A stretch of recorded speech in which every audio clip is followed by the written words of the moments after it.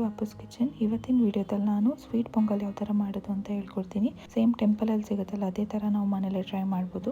So first ಒಂದು ಬಾಣಲಿಗೆ ಬೆಲ್ಲ ಮತ್ತು ನೀರು ಹಾಕಿ ಅದು ಬೆಲ್ಲ ಕರಗೋಷ್ಟು ನೀರು ಹಾಕಿ ಸೋದಿಸ್ಕೊಬೇಕು. ನಿಮಗೆ ಸ್ವೀಟ್ ಎಷ್ಟು ಬೇಕೋ ಅಷ್ಟು ಬೆಲ್ಲನ ಹಾಕೊಳ್ಳಿ. ನಾನಿಲ್ಲಿ 1 ಕಪ್ ಆಗೋಷ್ಟು ತೊಗೊಂಡಿದ್ದೀನಿ. ಅದು ಸೋದಿಸ್ಕೊಂಡಾದ್ಮೇಲೆ ನಾನು ಇನ್ನೊಂದು ಬಾಣಲಿ ತೊಗೊಂಡಿದ್ದೀನಿ. ಅದಕ್ಕೆ ಸ್ವಲ್ಪ ಎಣ್ಣೆ, ತುಪ್ಪ, ಗೋಡಂಬಿ ಗೋಲ್ಡನ್ ಬ್ರೌನ್ ಆಗೋವರೆಗೂ ಹುರ್ಕೊಬೇಕು. ಅದಕ್ಕೇನೆ ದ್ರಾಕ್ಷಿ ಹಾಕಿ ಫ್ರೈ ಮಾಡ್ಕೊತಾ ಇದ್ದೀನಿ.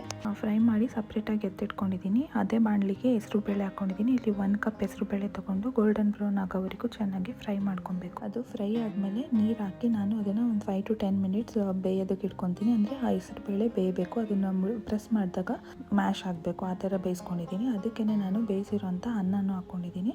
ಬೇಯಿಸಿರೋ ಅನ್ನನೂ ಹಾಕಿ ಚೆನ್ನಾಗಿ ಸ್ಮ್ಯಾಶ್ ಮಾಡ್ಕೊಬೇಕು. ಎಷ್ಟು ಸ್ಮ್ಯಾಶ್ ಮಾಡ್ತೀವೋ ಅಷ್ಟು ಚೆನ್ನಾಗಿರುತ್ತೆ. ನಾವು ಈ ಥರನೂ ಮಾಡ್ಬೋದು, ಇಲ್ಲಾಂದರೆ ಕುಕ್ಕರಲ್ಲಿ 2ರಿಂದ 3 ವಿಷಲ್ ಬರ್ಸಿದ್ರು ಇದೇ ಥರ ಆಗುತ್ತೆ. ಆ ಮೆಥಡಲ್ಲೂ ಮಾಡ್ಬೋದು.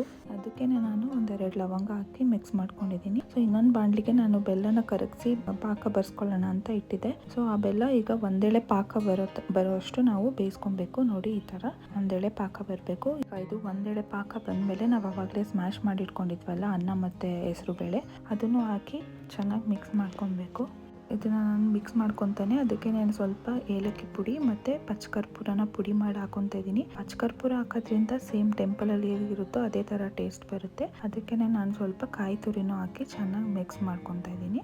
ಲಾಸ್ಟಲ್ಲಿ ನಾವು ಫ್ರೈ ಮಾಡ್ಕೊಂಡಿದ್ದು ಡ್ರೈ ಫ್ರೂಟ್ಸ್ ಮತ್ತು ಸ್ವಲ್ಪ ತುಪ್ಪನ ಹಾಕಿ ಮಿಕ್ಸ್ ಮಾಡ್ಕೊಬೇಕು. ಇವಾಗ ಟೆಂಪಲ್ ಸ್ಟೈಲ್ ಪೊಂಗಲ್ ರೆಡಿ ಆಗಿದೆ. ನೋಡಿದ್ರಲ್ಲ ಎಷ್ಟು ಸಿಂಪಲ್ಲಾಗಿ ನಾವು ಮನೇಲೆ ಟ್ರೈ ಮಾಡ್ಬೋದು ಅಂತ. ಒಂದ್ಸಲಿ ಮನೇಲಿ ಟ್ರೈ ಮಾಡಿ. ನಿಮಗೆ ಈ ರೆಸಿಪಿ ಇಷ್ಟ ಆಗಿದ್ರೆ ಪ್ಲೀಸ್ ಒಂದು ಲೈಕ್ ಮಾಡಿ, ಶೇರ್ ಮಾಡಿ ಮತ್ತು ನಿಮ್ಮ ಫ್ಯಾಮಿಲಿ ಆ್ಯಂಡ್ ಫ್ರೆಂಡ್ಸ್ಗೂ ಶೇರ್ ಮಾಡಿ. ಸೊ ನನ್ನ ಚಾನಲ್ಗೆ ಸಬ್ಸ್ಕ್ರೈಬ್ ಆಗೋದನ್ನು ಮಾತ್ರ ಮರಿಬೇಡಿ. Thank you for watching.